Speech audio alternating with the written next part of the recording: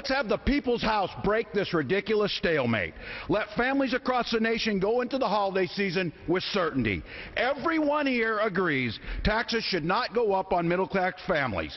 Democrats and Republicans can come together to make that happen. That's Minnesota Democratic Congressman Tim Walz on the House floor Tuesday, moving to force a vote that the president's been pushing for, one that would preserve tax rates for everyone making less than $250,000 a year and focus the current fight on the tax rates for the wealthy going forward. Congressman Walz joins me now, along with Tennessee Republican Marsha Blackburn. Congressman Walz, let me start with you. Explain the discharge, where things stand with this discharge petition, how many signatures you need, and whether those signatures need to be public or can they be anonymous. Walk me through the process. Well, first of all, they're public and they're online right now. As of this morning, Chuck, we had 151 signers on it. And you need 218, right? Need 218 to force the vote on it. And the reason I'm doing it is Chuck, is to kind of change the dynamics of this debate. Marsha and I represent 650,000 people each, and believe it or not, we don't disagree on everything. And the argument is I'm trying to find a common ground where we can say, let's clear this one off that we agree with it, and then the counter proposal on this. And I'm certainly willing. I'm one of the people who said, yes, there's going to have to be changes made across the board. There's going to have to be cuts made. You voted against this bill originally, though. I did. Absolutely. And my argument was I have a predominantly agricultural district in southern Minnesota, and I don't believe the estate tax is where it needs to be on this. But my point being is that was back in August. It's time to compromise. I'm willing to give on that issue and come back and fight that another day to make sure the good of the greater good is done. So, yes, I don't think it was perfect at that time.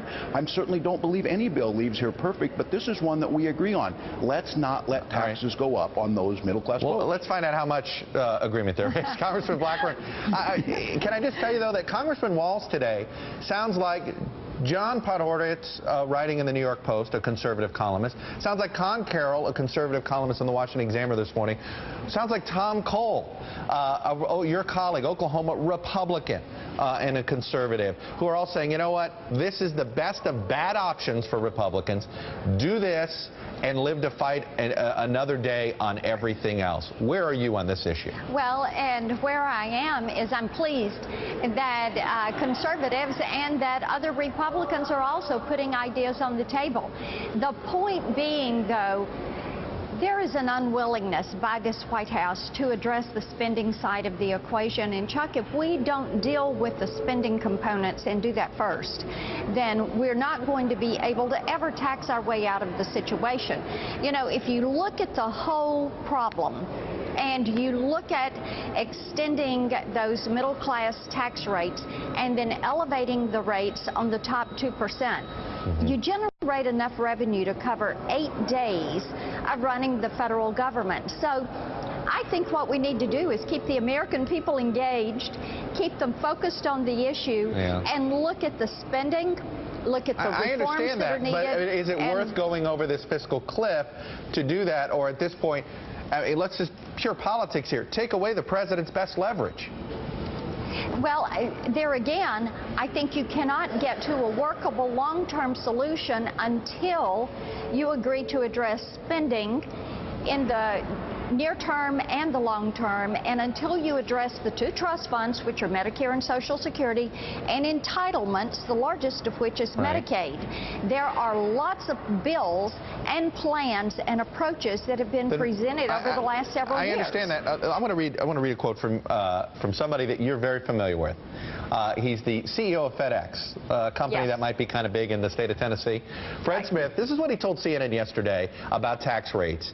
He said there's a lot of mythology in Washington, such as it is that it's small business that creates all of the jobs in the United States, and if you raise the rates on the top 2%, you'll kill jobs. The reality is the vast majority of jobs in the United States are produced by capital investment in equipment and software.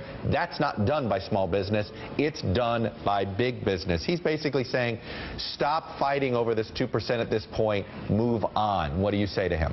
Well, I think what Mr. Smith is looking for is certainty in the regulatory world and in taxation. We hear that quite a bit, and I did read his quote yesterday. And yes, indeed, capital investment is a big part of it, but much of that capital and innovative acquisition comes from those small, new start and innovative businesses that if you raise those rates, then you're going to be hampering their ability to move forward with pushing that idea from conception to commercialization.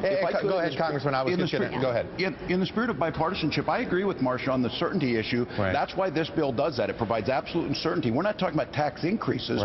We're about freezing these rates. And much of what Marcia is saying, I'm with her. I'm one of the 17 Democrats who voted last year to extend all the rates to get by the crisis situation. I'm willing to look at all those things. The problem is those aren't moving. But let's talk about this is one we agree on. Let's talk quickly about entitlements. Congressman Walz, do you believe the president should be putting out a more detailed plan about what he's willing to accept on entitlement reform? I know it's not popular in the base of your party, and politically it seems uncomfortable to do it first. But should he do more of it? Sure, I said I was willing to on certain things. But should he do more detail out there? Should he put it more public, or is that a mistake? Well, I think there's quite a bit of detail in it. I think it's up to each one of us to come forward on this. I'm more than willing to talk about that. You lay it on the table. We can get $240 billion in savings over 10 years by allowing Medicare to negotiate like the VA does. People are knocking down the door at the VA, the pharmaceutical companies, to be part of that formulary. So those are things out there. Bring them forward. And if Marcia brings forward and says we need to talk about the age or whatever, bring that forward. Tell me how much we save. I'm going to make a determination on what's best in the long-term interest. And Congressman Blackburn, last question to you. I read the New York Times this morning. I read these columns this morning, and I feel as if, okay, the good news is we're not going over the cliff. If Republicans don't like the deal they're cutting, if Boehner doesn't like the deal they're cutting with the president, then they'll do the Tim Walz and Tom Cole plan. Am I reading this correctly?